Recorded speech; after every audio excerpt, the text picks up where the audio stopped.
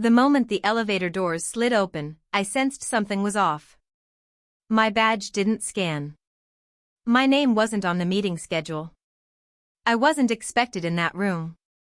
And yet, when I stepped into the boardroom, something shifted, not just in the air, but in the people. Every conversation stopped. Every eye turned toward me. Not out of confusion, but out of recognition. For a split second, I saw it on their faces, an instant realization that they hadn't made a mistake. I wasn't in the wrong room. I belonged there, more than anyone else. I wasn't the assistant anymore. I was the decision maker, the one signing the contracts, setting the vision, leading the future. I was the CEO. And no one, not even my own family, knew. That silence wasn't awkward, it was stunned respect, mixed with disbelief.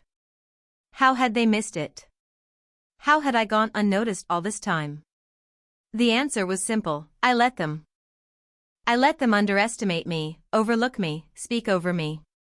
And while they did, I was quietly, steadily building. This wasn't an accident. This was a reveal. A reckoning. A turning point not just for me, but for them, for everyone who only saw what they wanted to see. So when the room went still and every head turned, they weren't looking at someone who didn't belong. They were finally seeing who had always been there, someone they had underestimated, someone they had overlooked, someone who had outgrown the role they assigned her. It didn't start with a dramatic moment. It started with being overlooked, over and over again. While my cousin basked in Ivy League praise and collected likes for every curated achievement she posted online, I was grinding in silence. I worked from a second-hand laptop. In a cramped studio apartment where the walls seemed to press in with every setback. They called what I was doing a phase, a distraction, a little digital side project. I let them laugh. I let them talk. Because deep down, I knew that what I was building had weight, real substance. Every doubt they tossed my way became a brick in my foundation. While they were looking elsewhere, I was growing, through the silence, the loneliness, and the sting of being dismissed by the very people who were supposed to believe in me most. They didn't see the late-night calls, the sleepless nights, the contracts I fought for when no one was watching. They didn't ask. They assumed. That's what stung the most. Not the doubt itself, but the fact that it came from my own family. Still, I kept going. I kept building. Because one day, they would see exactly what I had built. The turning point came quietly, wrapped in irony. My cousin, the one everyone believed would change the world, proudly announced during a family dinner, "I've got an interview with Cascade Logic next week." Her chin was high, her smile rehearsed. The room erupted in applause, cheers, toasts, congratulations. My mother beamed with pride. My father called it a step into the big leagues. No one knew that Cascade Logic wasn't just another company. It was mine. I had built it from scratch, piece by piece, while she strutted across campus with accolades and connections. The strategy position she was chasing? It had passed across my desk for final review. I watched them celebrate her future, not knowing it was my present. She turned to me with a smirk and said, "Maybe if I get in, I can help you land something too, admin work, maybe." I smiled politely, swirling my drink, hiding the truth. That comment didn't sting. It confirmed everything. She thought she was about to step into a new chapter. What she didn't know was that she was walking into my boardroom, the one I designed, the one I led. And the only question left was, would she recognize me when it mattered most? That wasn't the first time I'd been dismissed. It was simply the most poetic. For years, I had been the relative no one asked about. They talked over me at dinners, praised my cousin's achievements while ignoring my quiet progress. I was always the creative one, the dreamer. The one they thought would eventually settle down with something stable. They never saw the 3 a.m. calls with clients, the endless hours negotiating contracts, or the tears shed out of exhaustion and frustration. They didn't care to ask. They had already written my story in their heads, and it wasn't a success story. That's what burned the most. Not the doubt itself, but the certainty they all carried when speaking about what I could or couldn't be. I let them keep their narrative. I didn't need to defend mine. Every sarcastic comment, every dismissive glance became fuel. I poured it into my work, into the systems I built, the teams I nurtured, the culture I crafted at Cascade Logic.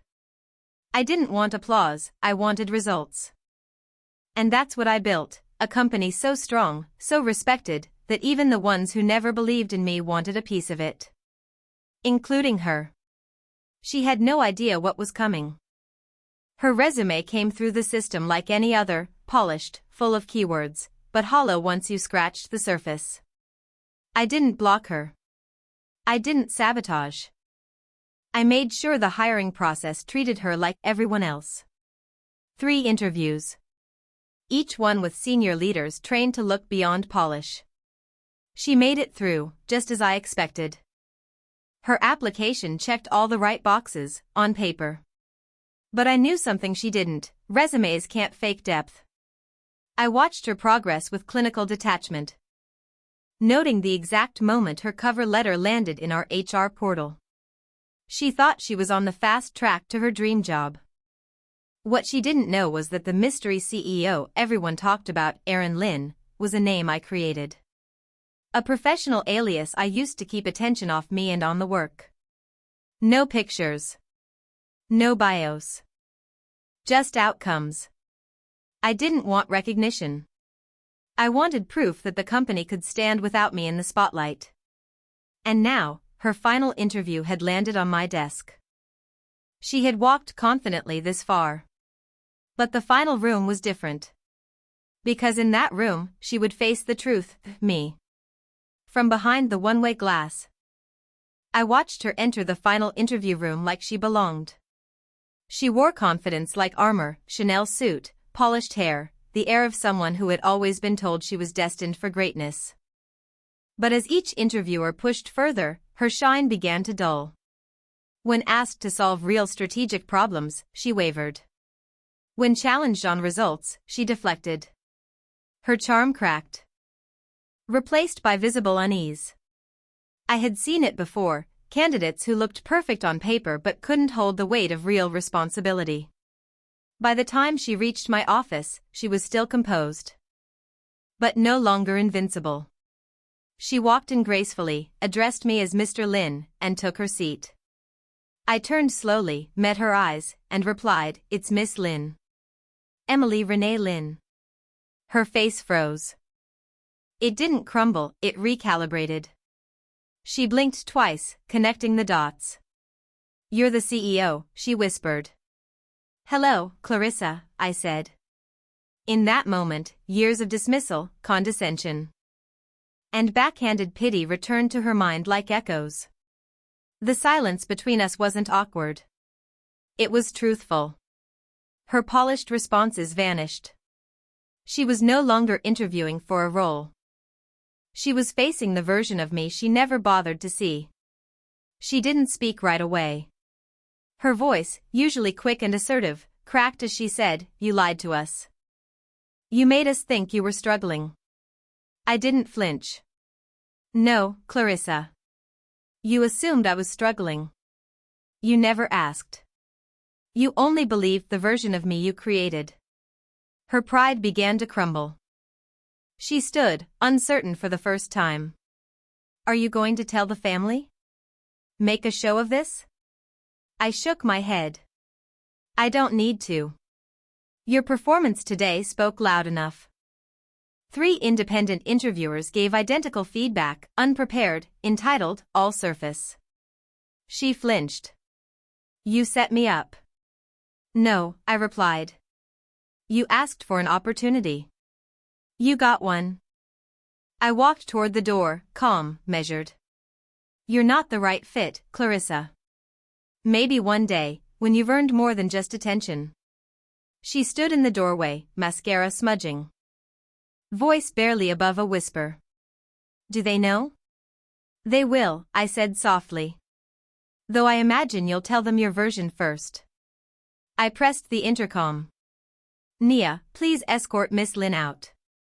The door closed behind her, on the interview, on the version of me she believed, and on the era where my silence was mistaken for weakness. Most people won't tell you this. But being underestimated is one of life's greatest gifts. While others are busy doubting you, they're also leaving you room to grow, without noise, without pressure. Without the burden of living up to their expectations. I used that silence. I turned their doubt into fuel. I didn't need applause. I needed time. Time to build something real. Time to make mistakes.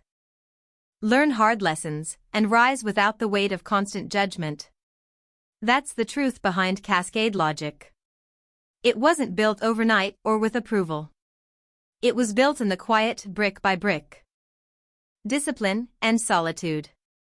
This isn't a story about revenge. It's about recognition, the kind that comes from within. So if you're in a season where no one sees you, don't despair. That invisibility might be your greatest advantage. Keep building. Keep believing. The moment will come when the people who overlooked you will ask how you did it. And your answer won't need to be loud. It can be calm. Steady. True. Just 3 words, I kept going.